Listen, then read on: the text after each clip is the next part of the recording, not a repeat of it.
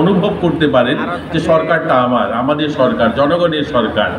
এটাই হলো প্রতি ঘরে সুশাসন। আজকে যেটা আমার আগের বক্তা বললেন যে আজকে যে কাজগুলো আমরা ডিএম অফিসে বা মহকুমা অফিসে বা ব্লকে গিয়ে যে কাজগুলো করতাম সেগুলো আমার বাড়ির দরজায় সরকার এসে করছে। অর্থাৎ প্রত্যেকটা মানুষের জীবনের সমস্ত সমস্যার সমাধান আপনি করতে পারবেন না, কিন্তু তার সমস্যায় আপনি তার পাশে দাঁড়াতে পারবেন।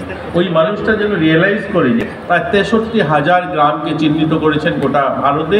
এই 63,000 গ্রামে আধার কার্ড, আয়ুষ্মান ভারত এবং ration card separation, PM Jan Dhan Yojana account, PM Kisan Samman Nidhi, forest patta, caste certificate, ST/SC certificate, Pradhan Mantri Matru Vandana যোজনা, মুখ্যমন্ত্রী মাতৃপুষ্টি উপহার, কিষাণ ক্রেডিট কার্ড, এই ধরনের যে বেনিফিটগুলো, অর্থাৎ শুধুমাত্র সরকারি কাগজপত্র নয়, আমাদের যে অধিকার, আমরা যেগুলো পাওয়ার কথা, আমরা যেগুলো বঞ্চিত হচ্ছে, আমরা অনেকেই এখানে প্রধানমন্ত্রী মাতৃপুষ্টি যোজনা বা মুখ্যমন্ত্রী মাতৃবন্ধনা যোজনার থেকে বঞ্চিত। আমরা যোগাযোগ করতে পারিনি, আমরা যাইনি সোশ্যাল ওয়েলফেয়ার দপ্তর পর্যন্ত। দপ্তর এখানে উঠে এসছে, তারা যেন সেই সুবিধাগুলো পায়।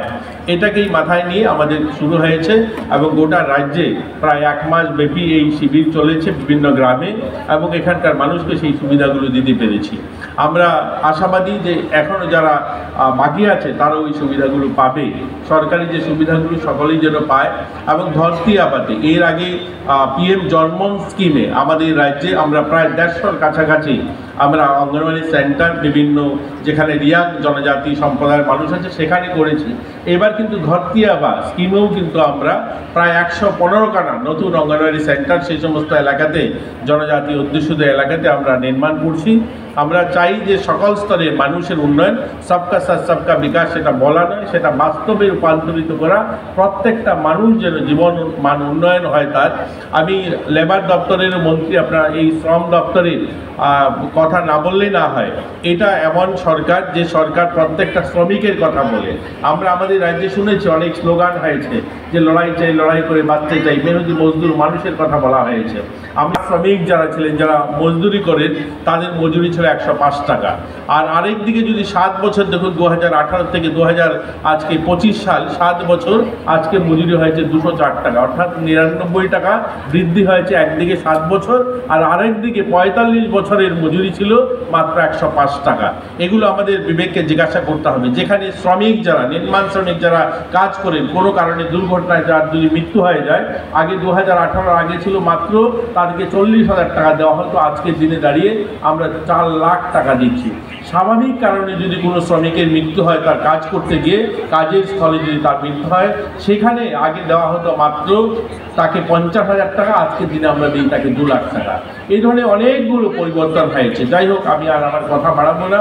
আমরা এখানে ধরতি আবাতে প্রধানমন্ত্রী আবাসের জন্য কিন্তু আমরা নথিভুক্ত হতে পারি।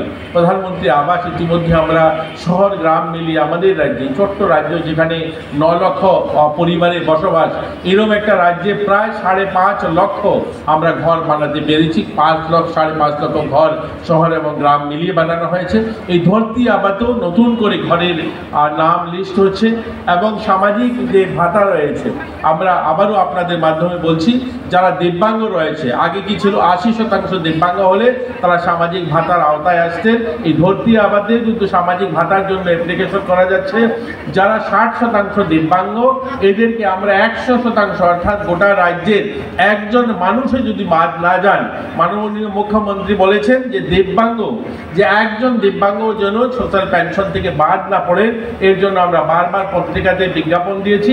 এবারও আপনাদের মাধ্যমে আমরা আহ্বান করছি, আসুন আমরা সকল দিব্যাঙ্গদের, যাদের 60% ঊর্ধ্বে রয়েছে, তাদেরকে সামাজিক ভাতার আওতায় আনি। ক্যান্সার পেশেন্ট, HIV পেশেন্ট, তাদেরকেও 100%, তাদেরকে সকলকে আমরা সেই সামাজিক ভাতার আওতায় আমরা আনতে চাই।